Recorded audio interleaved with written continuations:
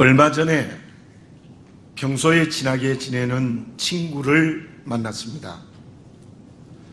저는 그 친구를 보면서 목사이지만 늘 이런 생각을 했습니다.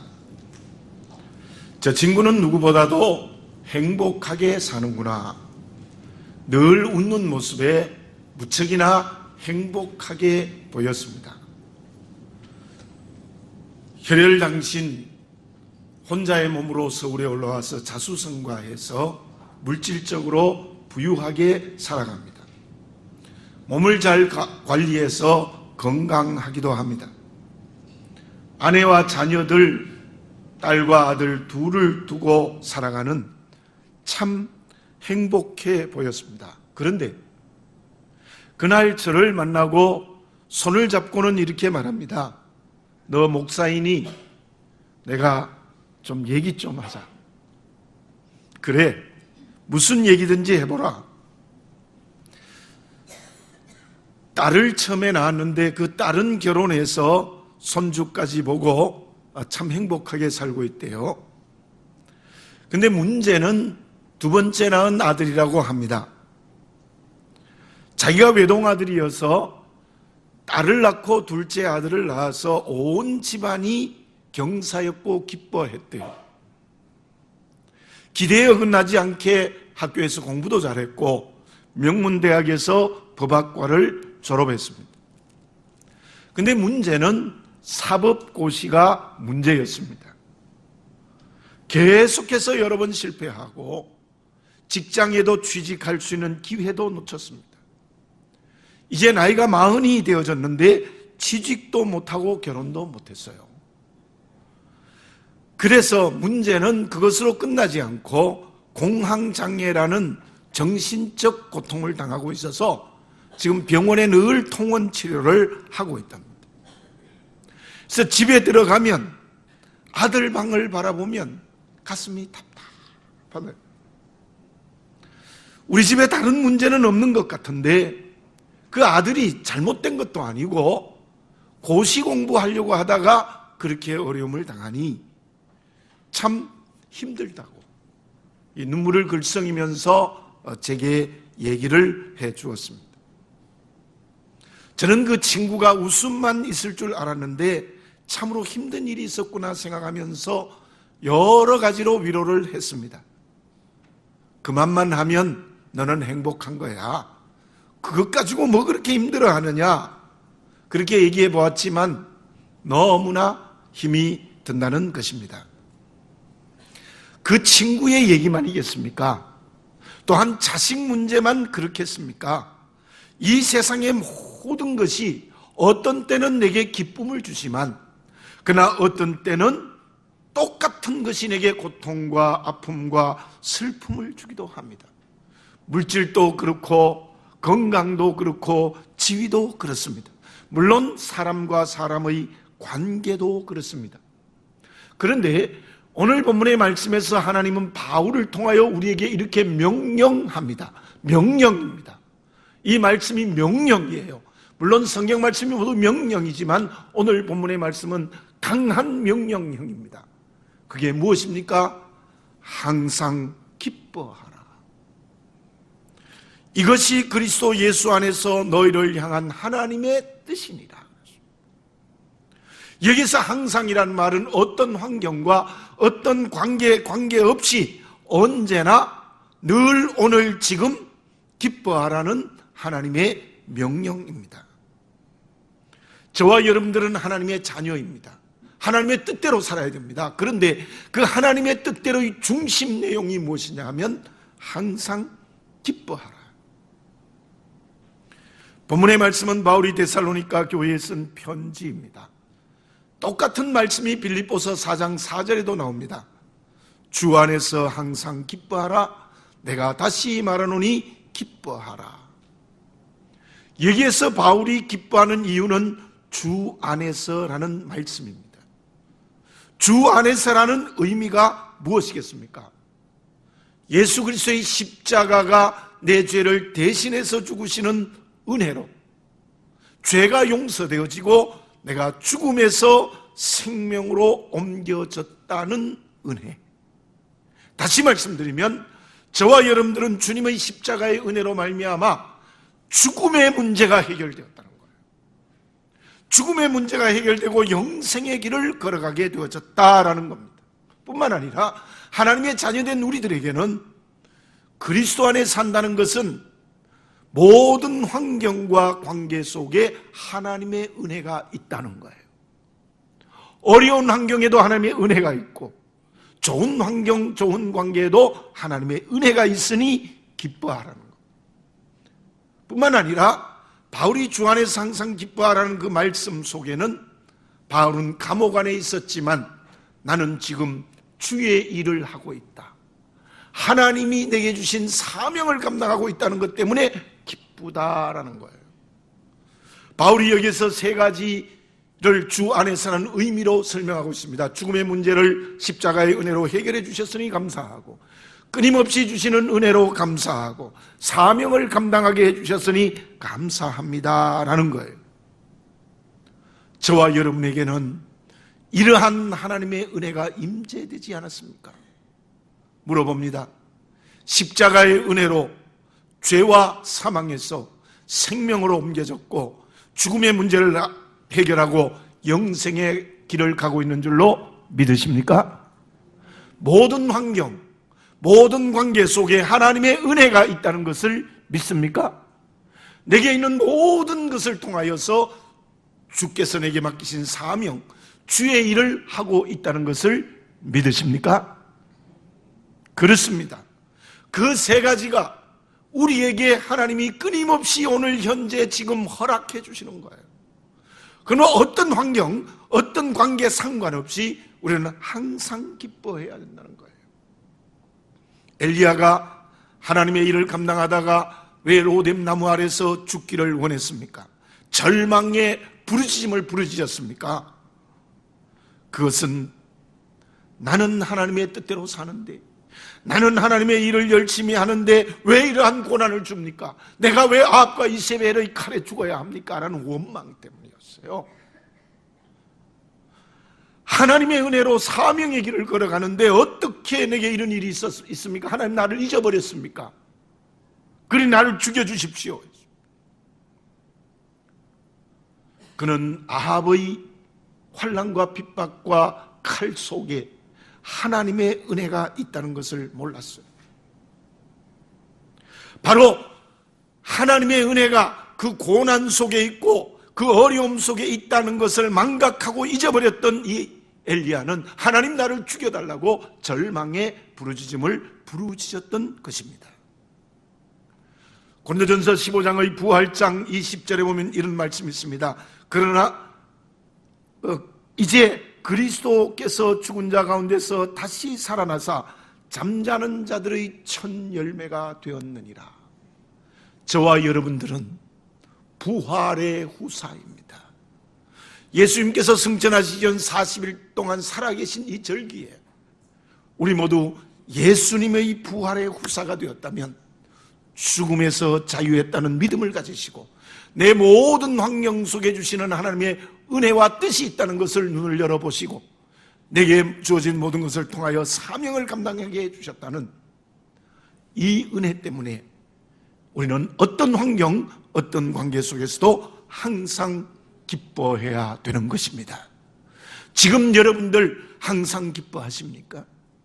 다시 한번 오늘 이 말씀 앞에 겸허히 서서 우리가 부활의 후사라면 절망하지 말고 고통하지 말고 눈물 흘리지 말고 항상 기뻐하는 부활의 후사가 되는 그리스도인이 되어져야 될 줄로 믿습니다. 그러면 우리들이 주님의 부활의 후사가 되어서 항상 기뻐해야 된다면 그 기쁨은 어디에서 주어지는 것이겠습니까? 항상 기뻐하는 사람은 어떤 사람이겠습니까? 저희 집 뒤에 봉제산이 있습니다. 끝까지 가도 1시간 남짓만 걸으면 그저 갔다 올 수 있는 언덕바지와 같은 약간 낮은 산입니다. 며칠 전에 집사람하고 한번 그 산에 오후에 올라갔더랬습니다. 출발하여 가는데 집사람이 핸드폰에다가 무슨 이어폰을 끼워서 양쪽에 뭘 듣고 가요. 한참을 가다가 제가 무슨 말을 했습니다. 말을 크게 했는데도요, 들은 척도 안 하는 거예요. 이게 이어폰을 듣고 있으니 제 얘기를 듣지 않는 거예요. 화가 나서 앞에 막 가다가 또 큰 소리로 물어보니까 뭐? 하고는 대답 안 해요. 화가 나더라고요. 내가 말하는데 왜 내 말을 듣지 않느냐? 그러면서 한뜻 제 자신을 돌아봤습니다. 제 자신을 돌아보니까 집사람이 내게 말할 때 나는 이어폰을 꽂지 않아도 들은 척 만척 할 때가 있었지. 여러분들, 저는 어떤 습성이 있는가 하면요, 집사람이 제게 약간 손해나는 말을 하면요, 못 들은 척해요. 못 들은 척해요. 일부러 못 들은 척해요.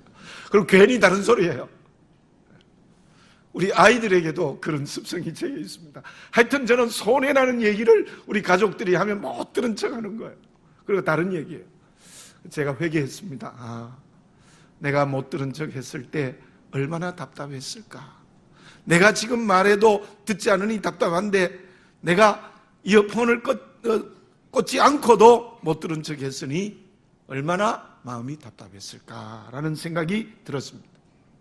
가족들 간에도 좋은 관계가 되자면 마음이 열려 소통해야 돼요. 소통해야 되죠. 교회 성도들도 마찬가지예요. 정말 말이 통해야 돼요. 대화가 되어야 돼요. 우리 정치 지도자를 보고 어떤 얘기를 많이 합니까? 저 정치 지도자들은 국민들과 소통하고 있지 못한다. 이 말을 요즘 굉장히 많이 해요. 보도를 보면 소통하지 못한다. 백성들과 열려있지 않고 전부 자기 권력에 붙들려 매여 있다는 비판을 우리가 끊임없이 많이 합니다. 정말 좋은 정치 지도자도 국민들과 소통하고 대화하는 것이 참으로 중요하지요. 그게 막혀있고 닫혀있고 불통되어져 있으면 정말 답답합니다. 가족 간의 관계도 불행해지고 성도 간의 관계도 고통스러워지고 이웃과의 관계도 아픔이 있을 수밖에 없습니다. 본문의 말씀을 봅시다. 3가지 명령이 있지요. 항상 기뻐하라, 쉬지 말고 기도하라, 범사에 감사하라.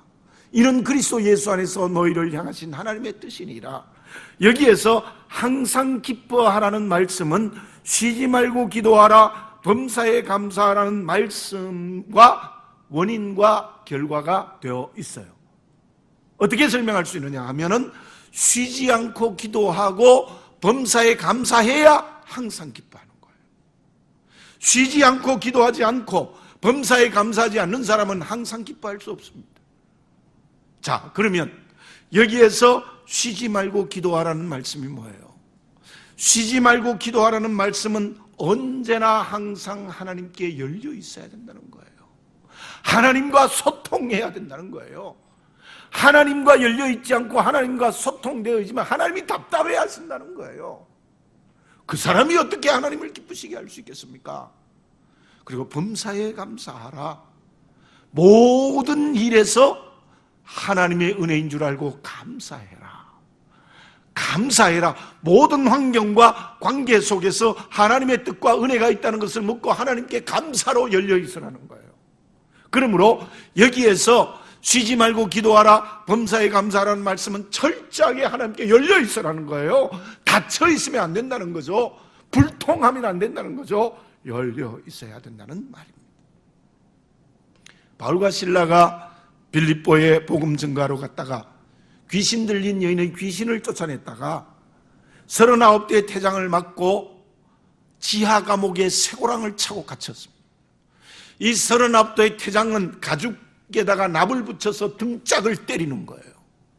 40을 때리면 죽을까봐 39대를 때리는데 그 납과 함께 등에 있는 이 살덩이가 뽑혀 나오는 그런 엄청난 그 태장이에요. 살점이 뜯겨져 나가는 한밤에 이 바울과 실라가 얼마나 아팠겠습니까? 근데 그 환경 속에서 바울과 실라는 무엇을 했습니까? 사도행전 16장에 보면 하나님께 기도하고 찬양하였더라.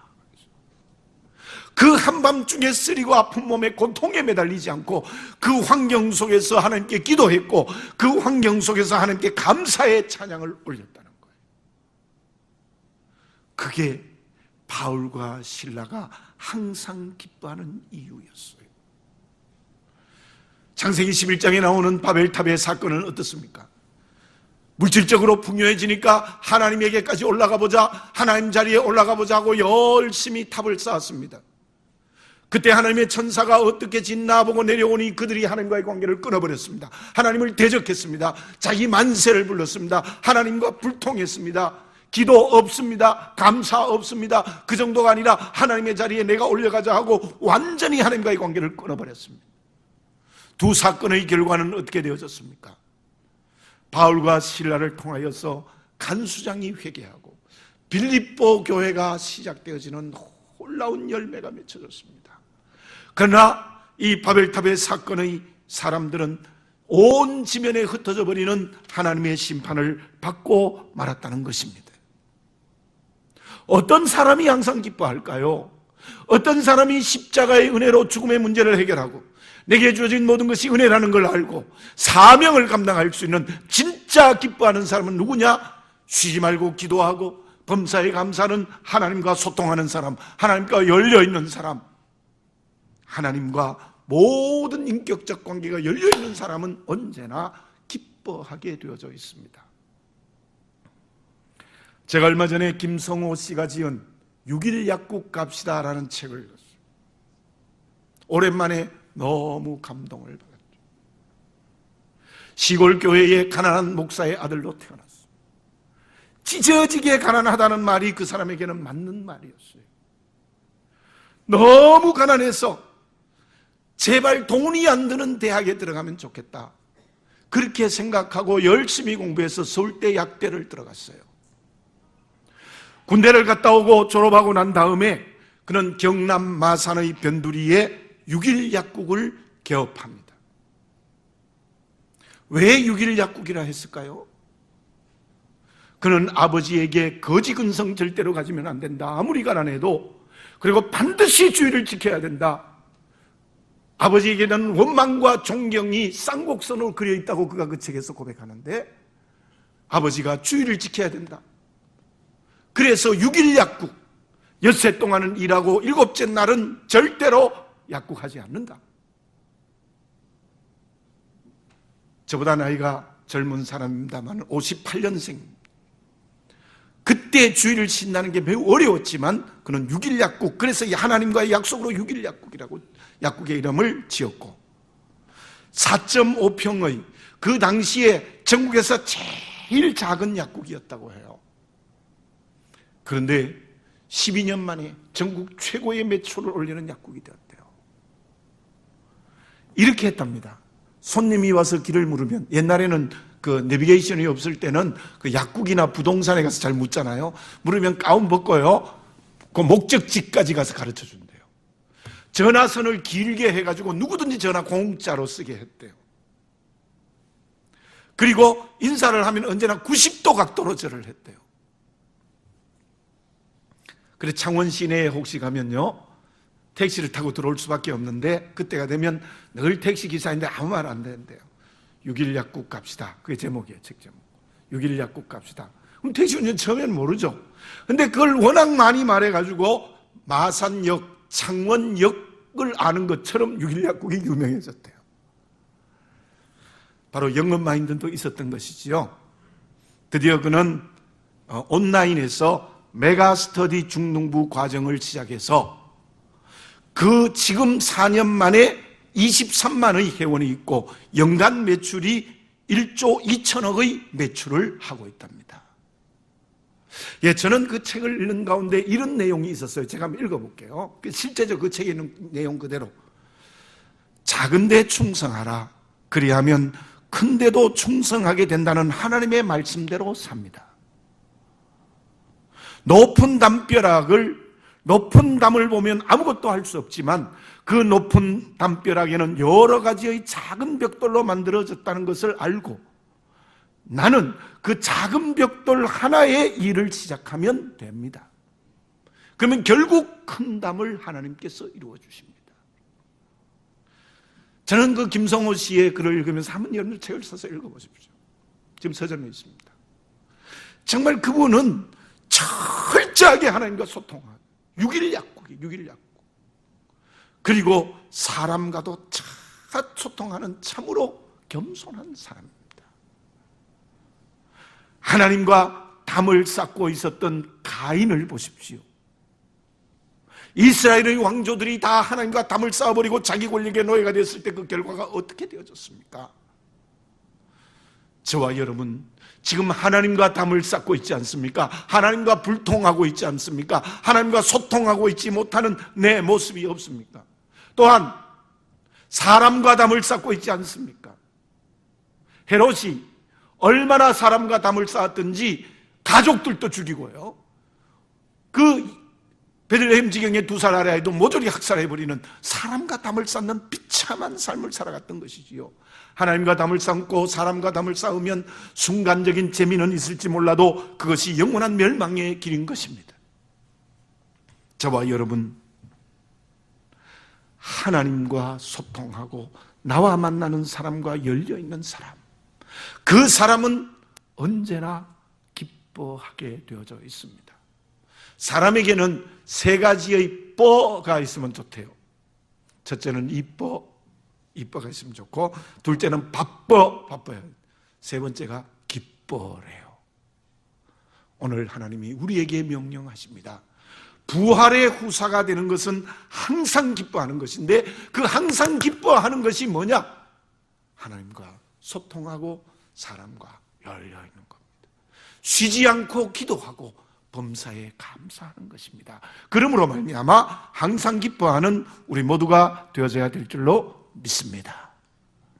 그러면 하나님과 열리고 사람과 소통하는 항상 기뻐하는 사람은 무엇을 통해서 이루어집니까? 특별히 하나님과 소통한다는 것은 어떤 것을 통하여서 하나님과 열려있는 그리스도인이 될 수 있겠습니까? 얼마 전에 집 가까이에 있는 가정의학과에 갔더랬어요. 이비인후과를 여러 번 가봐도 기침이 낫지 않아서 좀 가정의학과에 한번 가봐야 되겠다 싶어서 갔어요. 갔더니 이 의사 선생님이 저보다는 좀 나이가 적은 것 같은데 50대 한 중반쯤 된 것 같아요. 얼마나 자세히 문진을 하는데요, 저하고 대화한 게 30분이 넘어요. 밖에 환자들이 있는데도 30분 가까이 이렇게 자세히 친절하게 해주는 건 저는 처음이었어요. 병원에 가서 혈압도 재주고 또 청진기로 다 세세하게 가슴을 대보고 대어보고, 그리고 코와 목과 귀, 이비인후과 쪽도 다 검사해보고 난 다음에 언제부터 기침했습니까? 청년 때부터입니다. 저 청년 때부터 이 기침을 한번 하면 거의 제가 원래는 날짜를 정해봤어요. 베트남 갈 때 시작해가 지금까지 계속 멈춰져요. 그래서 얘기를 했더니 술과 담배를 하십니까? 안 합니다. 그러면 평소에 먹는 약이 있습니까? 저는 아무 약 먹는 거 없습니다. 비타민도 안 먹습니다. 아무것도 먹는 게 없다. 그러면 그 기침이 습관적으로 나지는 않습니까? 또 그렇게 묻더라고요. 제가 습관적으로 하는 것도 좀 있는 것 같아요. 오래 하니까. 그러니까 저보고 이런 말을 해요. 마지막에 막 여러 가지 얘기하고 검사하고 다 해보고 난 다음에 종합검사를 언제 했습니까? 그래서 제가 한 2년 됐습니다. 그래서 한 2년 정도 되었습니다. 그랬더니 저보고 이렇게 얘기해요. 모범생이네요. 그래서 모범생이래. 그러면서 이런 얘기를 해요. 조금 마음을 넓혀서 자유롭게 살아갔으면 좋겠습니다. 그것이 제가 지금 지어주는 약보다 더 좋은 약입니다. 그리고 또 한 가지는 기침이 날 때 물을 많이 먹으십시오. 물을 많이 먹는 것이 지금 지어주는 약보다 훨씬 좋은 겁니다. 그렇게 얘기를 해요. 저는 주로 다른 사람에게 말하는 사람 아닙니까? 그죠? 근데 제가 한 30분 동안 말을 들었어요. 집사람도 옆에 있었어요. 30분 동안 말을 들었어요. 제가 정말 오랜만에 얼마나 위로가 됐는지 몰라요. 따뜻하게 관심을 가지고 참 자세히 이렇게 얘기를 해주니까 말만 듣고 나와도 다 나은 기분이에요. 너무너무 기분이 좋더라고요. 실제로 그분과 만나고 나서 좀 좋아진 것 같아요. 따뜻하고 부드러운 말이 이렇게 내 마음을 기쁘게 하고 참 내 병도 어쩌면 치유되는 것 같은 느낌을 받았습니다. 여러분, 말이 능력이 있습니다. 사람의 말도 능력이 있습니다. 우리나라 말이 씨가 된다. 한마디 말이 천냥빛을 갚는다라는 의미가 있습니다. 정말 저는 오랜만에 그분에게서 많은 위로를 30분 동안 얘기를 했는데요. 제게 진짜 위로가 되어서 저게 그렇게 말해주는 사람이 없었거든요. 하나님께 열려있고 사람에게 열려있는 사람, 특별히 하나님과의 관계가 소통하고 열려있는 사람은 누구일까요? 오늘 본문의 말씀 19절에 보니까 성령을 소멸하지 말며 했는데 그 소멸이란 말은 불을 끄는 소방수를 물을 뿌려서 불을 끄는 걸 얘기해요. 성령의 불꽃이 활활 타올라야 된다는 거죠. 그러면 성령의 불꽃이 활활 타오르기 위해서는 무엇이 필요합니까? 말씀에서 성령의 불꽃이 타오를 수 있어요. 그 다음 말씀에 예언을 멸시하지 말고, 예언이라는 말은 말씀 자체이지 않습니까? 하나님이 내게 말씀을 주셨다가 예언입니다. 바로 하나님의 말씀을 절대로 무시하지 말라, 멸시하지 말라는 거예요. 21절과 22절에 보면 범사에 헤아려 좋은 것을 취하고 악은 어떤 모양이라도 버리라. 좋은 것을 취하고 악을 버리라는 것은 하나님의 말씀대로 살아가는 명령이에요. 저와 여러분, 사람의 말도 능력이 있습니다. 사람의 말도 열매를 맺습니다. 하물며 하나님의 말씀, 성령을 소멸하지 말고 예언을 멸시하지 말고 좋은 것을 취하고 악한 것은 모양이라도 버리라는 하나님의 말씀대로 순종하고 하나님의 말씀대로 살면 하나님과 열려지는 거예요. 하나님과 소통하고 하나님과 열려지는 결정적인 도구는 하나님의 말씀이에요. 시편 81편 10절에 이런 말씀이 있습니다. 나는 너를 애굽 땅에 인도하여 낸 여호와 내 하나님이니 내 입을 크게 열라 내가 채우리라 하였도다. 이어지는 11절의 말씀을 보면 내 백성이 내 소리를 듣지 아니하고 이스라엘 백성들은 나를 원하지 아니하였도다. 입을 크게 벌려라는 것은 하나님의 말씀을 먹으라는 거예요. 하나님의 말씀을 가득 먹으라는 겁니다. 너의 인격과 삶이 하나님의 말씀으로 채워지라는 명령입니다. 아마 만든 이야기일 것 같아요. 이런 이야기를 제가 책에서 읽어보았습니다. 장로님과 권사님이 부부신데 심하게 다투고 싸웠어요. 그래서 아내인 권사님이 화가 머리 끝까지 나서 방에 들어가 문을 탁 닫고 잠궈버렸어요. 그랬더니요, 장로님이 여보 문 좀 열어봐. 턱도 없는 소리 하지 마시오. 안 열어줬어요. 그때 장로님이 요한계시록 3장 20절을 얘기했어요. 볼지어다 내가 문 밖에서 서서 두드리노니 누구든지 내 음성을 듣고 문을 열면 내가 그에게로 들어가 그와 더불어 먹고 그는 나와 더불어 먹으리라. 그랬더니 안에서 권사님이 이렇게 말씀하시는 거예요. 사단아 내 뒤로 물러가라.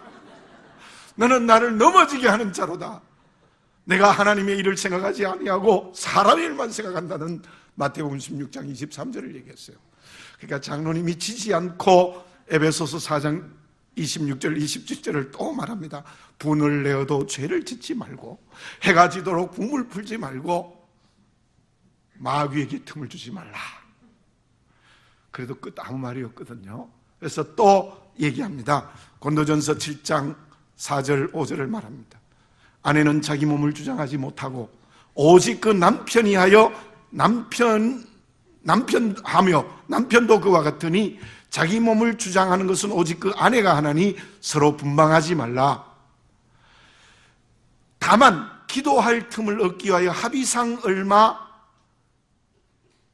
분방은 하되 다시 합하라. 그랬더니 권사님이 하도 기가 차서 문을 열며 남편 보고 웃었다는 거 아닙니까? 예, 이게 아마 만든 재미난 얘기인데 제가 이야기를 읽으면서 발견한 메시지가 있어요. 훌륭한 장로님 권사님이다. 두 분이 얼마나 믿음이 좋았으면 말씀으로 싸웠을까? 네, 그런 생각이 들었어요. 두 분이 다툰 거는 어떤 문제 때문에 다투었을 거예요. 그죠? 그러나 두 분이 화해를 하고 소통할 수 있었던 원인은 말씀이세요. 네, 말씀으로 소통을 하게 되었다는 것입니다. 여러분들 말씀 없이 세상의 방법으로만 나가지 않았습니까? 말씀이 아니라 내 혈기가 먼저 앞으로 나가지 않았습니까? 말씀 없이 나의 판단과 나의 경험만 주장하지 않았습니까? 말씀이 아니라 나의 이익에 붙들려져 있지 않았습니까? 그러면 하나님과 소통하지 못해요. 그러면 그 사람이 항상 기뻐할 수 없는 거예요. 자, 우리가 오늘 다시 한번 내가 하나님의 말씀대로 살아가고 있는가? 말씀대로 살면 쉬지 않고 기도하게 되고 또 범사에 감사하게 되고 하나님과 소통하여 항상 기뻐하게 된다는 겁니다. 신명기 6장 4절에서 9절 말씀이 쉐마 이스라엘, 쉐마입니다. 쉐마. 하나님을 사랑하고 이웃을 사랑하라. 이스라엘이여 들으라. 세마 이스라엘. 이렇게 시작하는 말씀이죠. 그게 어떤 말씀이 있습니까? 하나님을 사랑하고 이웃을 사랑하는 말씀을 내 마음에 새기고 자녀들에게 부지런히 가르치고 집에 있을 때든지 길에 있을 때든지 누워 있을 때든지 일어났을 때든지 언제나 말씀을 붙들어라. 손목에 기호로 삼고 미간에 붙여서 그 쉐마를 상자에 넣어가지고 손목에 기호로 삼고 그 다음에 이마에 기호를 삼고 집 문설주에 붙여두라. 무슨 말입니까? 하나님 사랑하고 이웃 사랑하는 것을 모든 삶에서 끊임없이 이루라는 것이 쉐마, 또 자녀들에게 가르치라는 것이 쉐마 이스라엘이었습니다. 여러분, 오직 하나님의 말씀, 이 말씀에 의해서 내 삶이 다 움직이면 하나님과 소통하게 됩니다. 하나님과 열리게 됩니다. 그곳에 쉬지 않고 기도하게 되고 범사에 감사하게 되고 그 사람이 항상 기뻐하게 되는 역사가 우리에게 이루어질 수 있을 줄로 믿습니다. 그리고 그렇게 항상 기뻐하는 사람, 부활의 후사가 되어서 항상 기뻐하면요, 제가 앞에서 말씀드린 대로 소극적으로는 분명히 치유됩니다. 치유를 경험합니다. 성령으로 치유를 말씀이 치유하잖아요. 그렇지만 항상 기뻐하면 분명히 내가 전인격적인 치유함을 받고요, 적극적으로는 주님의 요한복음 10장 10절의 말씀처럼 풍성한 생명을 주세요. 풍성한 생명을 주십니다. 풍성한. 우리가 항상 기뻐할 때 치유의 체험을 할 수 있고, 그리고 하나님께서 우리에게 풍성한 생명을 주세요.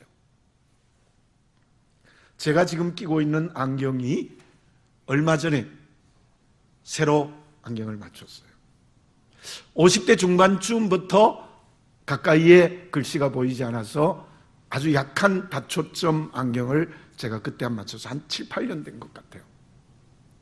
그런데 그 안경을 계속해서 꼈는데 얼마 전에 설교하러 올라오는데 제가 급하게 몸을 움직이다가 문에 부딪혀서 안경알이 떨어졌어요. 그래서 본드로 붙여봐도 잘 안 돼서 다시 새로운 안경을 했는데 검사를 해보니 그 안경을 끼기엔 눈이 더 나빠졌다. 그래서 좀 도수를 올려서 새롭게 안경을 이렇게 했습니다. 그래서 옛날 안경도 책상 위에 두고 지금 끼고 있는 이 안경도 끼는데요, 결국 옛날 안경은 책상에 있지만 전혀 끼지 않습니다. 이제는 끼면 답답해요. 그러니까 늘 이 안경을 끼고 신방 갈 때도 이 안경 끼고 신학원에 강의할 때도 이 안경 끼고 합니다. 여러분, 옛것은 버려야 됩니다. 다시 말씀드리면 하나님과 소통하지 못하고 근심과 걱정과 실패와 고통에 얽매여 있는 곳으로부터 우리는 참 새로워져야 돼요. 새로워져. 부활의 후사가 되지 못한 옛것을 성령으로 버려야 돼요. 그리고 이제는 새로운 안경을 끼는 그리스도인이 되었으면 좋겠어요. 그래서 내 영적인 눈이 새로워지고 삶이 새로워지고 인격과 삶이 새로워져야 됩니다. 그런 역사가 이 부활의 절기에 있어야 되겠습니다. 우리 모두 다시 한번 주의 명령인 항상 기뻐하라는 이 말씀 순종하여 치유의 체험을 하고 그리고 풍성한 생명을 주시는 은총 속에 살아가는 부활의 후사가 되는 우리 모두가 되어져야 될 줄로 믿습니다. 기도드리겠습니다. 사랑하는 아버지 하나님, 감사합니다. 오늘 저희들에게 항상 기뻐하라는 말씀을 주셨습니다. 항상 기뻐하지 못하고 저희들은 기뻐할 때도 있었고 슬퍼할 때도 있었고 좋은 것 주시면 기뻐하고 어려운 것 있으면 슬퍼했던 우리의 모습이 아니옵나이까? 죽음에서 자유케 해주시고 하나님께서 끊임없이 은혜를 주시고 사명 주심에 하나님과 말씀으로 소통되어지는 항상 기뻐하는 자들이 되게 해 주시옵소서.